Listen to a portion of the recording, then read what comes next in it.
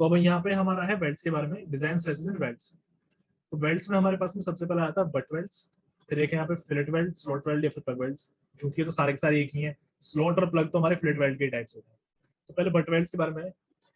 अब जो हमारा बट वेल्ड है, देखो बट वेल्ड में क्या होता है कि आपने वेल्डिंग जब करी तो इस तरीके से ग्रूव यहाँ पे बनाया, और ग्रूव बना करके तब आपने क्या करी है, वेल्डिंग करी है। इस तरीके से ग्रूव बना करके आपने क्या करी है, वेल्डिंग की है। ठीक है। तो ये जो वेल्डिंग की है आपने जिसमें मेटल पे करी है, इसको हम पेरेंट मेटल कहते हैं। तो कहते हैं पेरेंट मेटल कहते हैं। अब ये जो आपने वेल्डिंग करी है इसको हम कहते हैं, फिर हमारा क्या, ये तो वेल्ड है, लेकिन ये जो वेल्ड है बट वेल्ड के केस में ये भी पेरेंट मेटल ही काउंट होता है। ये भी क्या काउंट होता है, पेरेंट मेटल ही काउंट होता है। ठीक है। तो but weld shall be treated as parent metal with a thickness equal to the throat thickness, पहली चीज। ठीक है। इसकी थिकनेस क्या होती है, इसकी थिकनेस क्या होती है, थ्रॉट थिकनेस जितनी होती है। यहाँ पे जो स्ट्रेंथ है हमारे बट वेल्ड की, वो स्ट्रेंथ हो जाती है फिर क्या, पेरेंट मेटल की। तो यहाँ पे स्ट्रेंथ जो है वो सेम हो जाती है। फिलेट वेल्ड में देखो, फिलेट वेल्ड या फिर स्लोट हो या फिर प्लग वेल्ड हो, उसमें क्या है, अब जो हमारी डिजाइन स्ट्रेंथ है वो बेस्ड तो होती है थ्रॉट एरिया पे।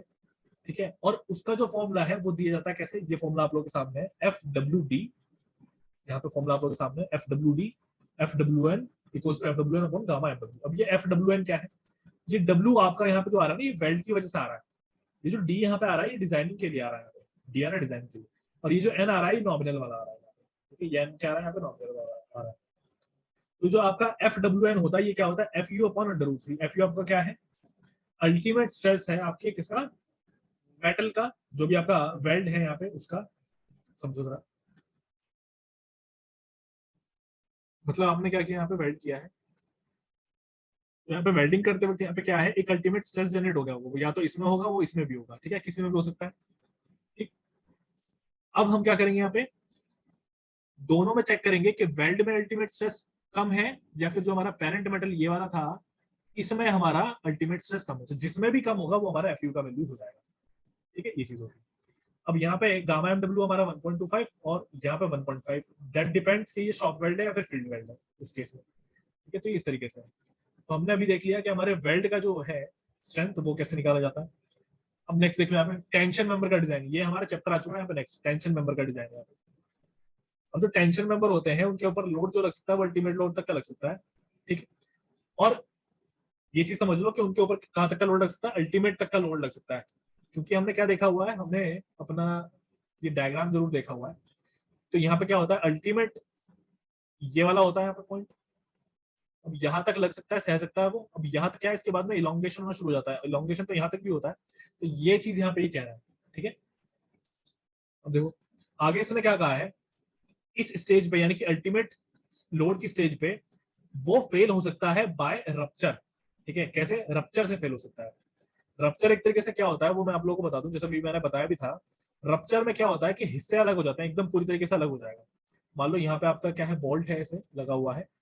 तो यहाँ पे इस तरीके से जो मैं ब्लैक वाला लाइन बना रहा हूँ, ये ब्लैक वाले लाइन के साथ में पूरा पूरा जो है ये अलग हो जाएगा। ठीक है। ये जो लेफ्ट वाला पार्ट है पूरा पूरा अलग हो जाएगा। तो जो पूरा पूरा अलग हो जाता है उसको हम रप्चर कहते हैं। ये चीज होती है। ठीक है। अब यहाँ पे उसने कहा है कि अगर हमारा ग्रॉस एरिया जो हमारा मेंबर है उसका अगर ग्रॉस एरिया, ठीक, वो अगर ज्यादा मेजर पोर्शन के लिए यील्ड कर जाए, ठीक है, तो जो हमारा रप्चर लोड होगा वो मतलब रीच हो जाएगा, उसकी जो कैपेसिटी होगी वो रीच हो जाएगी। ठीक, यहाँ पे ये चीज कह रहा है। और जो हमारा मेंबर होगा वो क्या हो जाएगा, नॉन फंक्शनल हो जाएगा। क्यों हो जाएगा नॉन फंक्शनल, बिकॉज बिकॉज यहाँ पे क्या हुआ है, एक्सेसिव इलोंगेशन हो गया प्लेट्स का। दोबारा देख लो, अगर हमारा ग्रॉस एरिया जो मेंबर का है वो यील्ड हो जाए काफी ज्यादा पोर्शन के लिए, जो भी लेंथ होगी, मान लो सपोज करो कि यहाँ से लेकर के यहाँ तक की लेंथ है, जो आप देख रहे हो उतना पार्ट यहाँ तक की लेंथ है। अब मान लो इस लेंथ के लिए उसमें क्या हो गया है, यील्ड हो गया है। ये लेंथ थी, इस लेंथ के लिए उसमें यील्ड हुआ और बहुत ज्यादा जो है यील्ड हो चुका है। तो वो क्या कह रहा है यहाँ पे, रप्चर लोड पहुंचने से पहले अगर वो यील्ड हो जाए तो हमारा क्या होगा, जो हमारा मेंबर होगा वो नॉन फंक्शनल हो जाएगा। ठीक है। अब यहाँ पे हम क्या करेंगे, यहाँ पे जो हमारे दूसरे रोल्ड सेक्शन होंगे टेंशन में वो भी फेल हो जाएंगे। ठीक है। अब वो फेल कैसे होंगे, वो ब्लॉक शेयर में फेल होंगे। अब यहाँ पे कहने का क्या मतलब वो समझ लो। सपोज जैसे इसका इलोंगेशन हुआ, जैसे इसका इलोंगेशन होगा, ठीक है, इलोंगेशन हुआ और यहाँ पे रप्चर नहीं हुआ है, तो यहाँ पे दूसरी चीज हो जाएगी जो कि क्या होगा, वो होगा ब्लॉक शेयर। क्या हो जाएगा यहाँ पे, ब्लॉक शेयर हो जाएगा। अब ये ब्लॉक शेयर क्या होता है, ब्लॉक शेयर वो चीज है जिसमें इस में से एक पार्ट लाइक यहाँ से ऐसे ही जो मैं भी बना रहा हूँ, इसको हटा देते हैं, लाइक इतना पार्ट जो है ये ऐसे ये अलग कर देगा। लाइक ये जो मैंने अभी शेडेड बनाया है इतना पार्ट राइट वाला ये अलग हो जाता है, ये होता है ब्लॉक शेयर। तो यहाँ पे कहने का क्या मतलब है कि इलोंगेशन हुआ बहुत सारा, रप्चर पहुंचा नहीं है, रप्चर तक वो नहीं पहुंचा है। अगर रप्चर तक नहीं पहुंचेगा तो फिर ब्लॉक शेयर होता है। ठीक है, ये चीज है। अब नेक्स्ट है हमारा यहाँ पे factor design tension T in the members shall satisfy the following requirement. जो भी हमारा फैक्टर टेंशन होता है उसको इस जो भी हमारा यहाँ पे रिलेशन आप देख पा रहे हो इसको सेटिस्फाई करना होगा। टीडी हमारा क्या है, डिजाइन स्ट्रेंथ है मेंबर का। अब यहाँ पे जो हमारा डिजाइन स्ट्रेंथ है वो इन सब चीजों पे क्या करता है, मैटर करता है। अब ये सब चीजें हमारी क्या है देख लो। सबसे पहला इसमें हमारे सामने है यील्डिंग ऑफ ग्रॉस सेक्शन। ठीक है, पहला हमारे सामने क्या है, ये यील्डिंग ऑफ ग्रॉस सेक्शन, जो कि डिनोट किया जाता है किससे, टीडीजी से, टीडीजी। ठीक, जी फॉर ग्रॉस सेक्शन। ऐसे ही नेक्स्ट हमारा रप्चर ऑफ क्रिटिकल सेक्शन जो कि टीडीएन। उसके बाद में आता है हमारा ब्लॉक शेयर, उसको हम रिप्रेजेंट करते हैं टीडीबी से। ठीक है, तो ये सब चीजें यहाँ पे। अब इनमें से जो भी मिनिमम वैल्यू होगा वो हम यहाँ पे कंसिडर करेंगे अपना क्या, डिजाइन स्ट्रेंथ हमारे किसका, टेंशन मेंबर का। ठीक है, ये चीज होता है। तो इनमें से हमें क्या लेना, मिनिमम लेना। अब सबसे पहले इसमें हमारा ग्रॉस सेक्शन की वजह से, ग्रॉस सेक्शन की वजह से हमारा फॉर्मुला क्या होता है, TDG equals to F I AG upon gamma M naught. ये हमारा फॉर्मुला यहाँ पे हो जाता है। एफ आई हमारा यील्ड स्ट्रेंथ है मटेरियल का, एजी हमारा ग्रॉस एरिया है। ठीक है, गामा एम नॉट हमारा क्या है, पार्शियल सेफ्टी फैक्टर है फेलियर का, जो कि 1.1 दिया गया है। तो ये सब चीजें हैं हमारे पास यहाँ पे। देन उसके बाद में हमारा क्या है यहाँ पे, strength of plate in rupture. ये नेक्स्ट हमारा strength of plate in rupture. अब फॉर्मुला इसका क्या है यहाँ पे, TDN equals to 0.9 FU AN upon gamma M. ये फॉर्मुला आप लोगों को देखा देखा लग रहा होगा, जस्ट अभी हमने ऊपर पढ़ा। तो यहाँ पे मैं बता रहा था कि जो हमारे फॉर्मुले, जैसे ये वाला फॉर्मुला हो गया, हर जगह पे ऊपर से लेकर नीचे तक सेम फॉर्मुला रहने वाला है। मतलब आप जिस चीज के लिए भी निकालोगे, लाइक आपने रप्चर के लिए निकाला तो फॉर्मुला सेम। ठीक है, ये चीज है। अब यहाँ पे ये सब वैल्यूज तो आप ऑलरेडी देख चुके हो।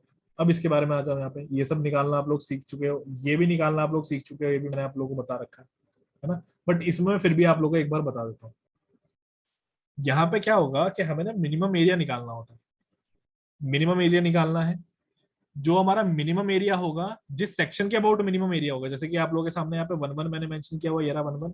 ऐसे ही यहाँ पे जो आप देख पा रहे हो, जो मैंने अभी एक लाइन ड्रॉ किया है, ये आपका 2-2 सेक्शन हो गया।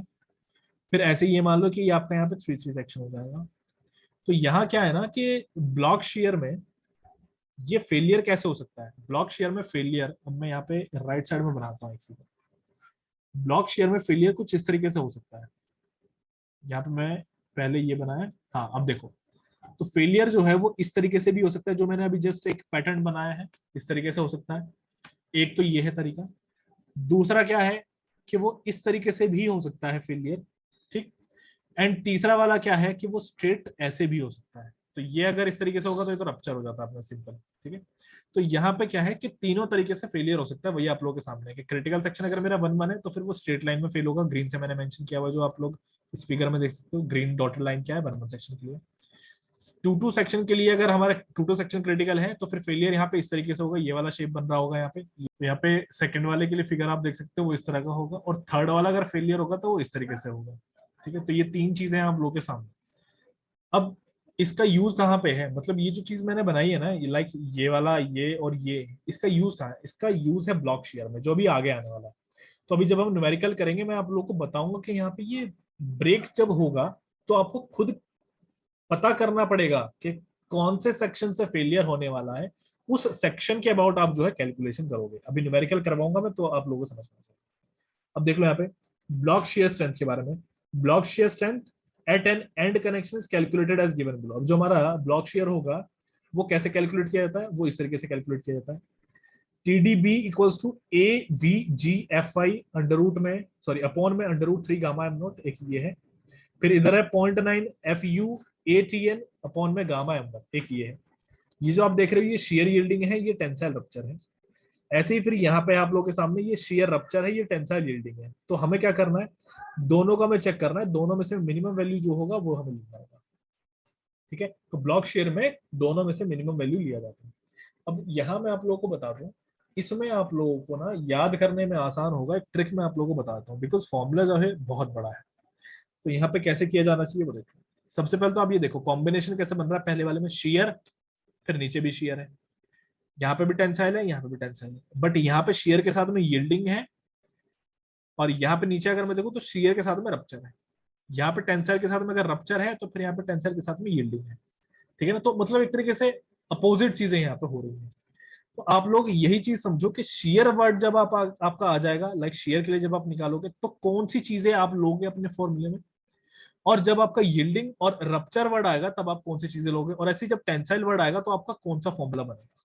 तो उसके लिए देख लो, यहाँ पे मैं एक ट्रिक जो है वो बता देता हूँ आपको। इसमें क्या है कि जब आपका शेयर वर्ड आ रहा होगा तो आप लोग ध्यान दो कि आपका जो एरिया होगा वो ए वी होगा। वो देखो यहाँ पे ए वी, ये है ना ए वी, शेयर में ए वी है। ऐसे यहाँ पे देखो शेयर में ए वी है, ये रहा आप लोगों के सामने ए वी। आई गेस सब लोग इसको देख पा रहे होंगे, ठीक है। पहली चीज ये हो गई। दूसरा देखो, अंडर रूट 3 होता है इसके साथ फॉर्मूले में। ये देखो यहाँ पे अंडर रूट 3 है शेयर में, यहाँ पे भी अंडर रूट 3 है शेयर में, ठीक है। टेंसाइल में कहीं भी अंडर रूट 3 नहीं देख पा रहे आप। उसके बाद नेक्स्ट देखो, शेयर में भी हमने एक चीज देखी। टेंसाइल में देखो, टेंसाइल में अब क्या आ रहा है। टेंसाइल में आप देखोगे यहाँ पे जो एरिया है वो 8T से डिनोट किया गया है, ऐसे यहाँ पे भी 8T से डिनोट किया गया है। तो टेंसाइल में जो एरिया है वो होता है 8T। नेक्स्ट चीज इसमें क्या है, अब यील्डिंग की अगर मैं यहाँ पे बात करूं तो यील्डिंग में अब हम कौन कौन सी चीजें कंसिडर करेंगे। तो यील्डिंग में हम लेते हैं FY। सबसे पहले यील्डिंग अगर आपका वर्ड आ रहा है तो देखो यहाँ पे यील्डिंग वर्ड आ रहा है तो यहाँ पे FY लिया जाएगा। ऐसे ही यील्डिंग यहाँ पे आ रहा है ना, यहाँ पे देखो नीचे यील्डिंग आ रहा है तो यहाँ पे FY आया है, तो यील्डिंग के लिए हमेशा FY आएगा। दूसरा और क्या आएगा यहाँ पे, ग्रॉस एरिया हमेशा आएगा, ठीक है। ग्रॉस एरिया का मतलब क्या है, AG लिखा जाना। तो देखो यील्डिंग है यहाँ पे, ये रहा यील्डिंग। तो इस यील्डिंग के लिए यहाँ पे हम देख सकते हैं कि यहाँ पे G लिखा है, AV के साथ में क्या लिखा है, G, यानी कि ग्रॉस एरिया। ऐसे ही यहाँ पे देखो नीचे यील्डिंग है यहाँ पे, तो 8T के साथ में क्या लिखा है, G, यानी कि ग्रॉस एरिया, ठीक है। तो ये चीज है। और यहाँ पे क्या आ जाता है, फैक्टर ऑफ सेफ्टी की अगर मैं बात करूँ तो यील्डिंग के लिए गामा एम नॉट होता है, देखो यहाँ पे गामा एम नॉट लिखा हुआ है, ठीक। ऐसे ही अब अगर मैं रप्चर की बात करूं तो रप्चर में यहाँ पे मेरे पास में क्या क्या चीजें आ रही हैं। रप्चर में मेरे पास में आ रहा है FU, ऐसे ही मेरे पास में आ रहा है यहाँ पे नेट एरिया, ठीक है, यानी कि AN की मैं बात कर रहा हूँ। और यहाँ पे आ रहा है गामा एम, ठीक, सिंपली गामा एम, यानी कि गामा M1 की मैं बात कर रहा हूँ। और 0.9 है ना, 0.9 देख सकते हो आप लोग। एक बार फॉर्मूले को आप लोग खुद से जरा चेक करो। अब यहाँ पे हमारे पास में आगे है, अच्छा ये सब चीजें क्या है इनके बारे में थोड़ा डिस्कशन कर लेते हैं। ये रह गया AVN और AVG क्या है, मिनिमम नेट एरिया और ग्रॉस एरिया है आपका शेयर में, ठीक है। शेयर में बिकॉज यहाँ पे V आ रहा है ना, तो शेयर है यहाँ पे। मैंने ऊपर अभी ट्रिक में बताया आपको कि जहां पे शेयर आएगा वहां पे V लिखा होगा AV। ऐसी ATN और ATG क्या है, minimum net and gross area tension में। ऐसी FUFI क्या है, अल्टीमेट और यील्ड स्ट्रेस है मटेरियल का। ऐसी gamma M not gamma M1 क्या है, पार्शियल सेफ्टी फैक्टर्स हैं रेस्पेक्टिवली 1.1 और 1.25, ठीक है। ये सब चीजें।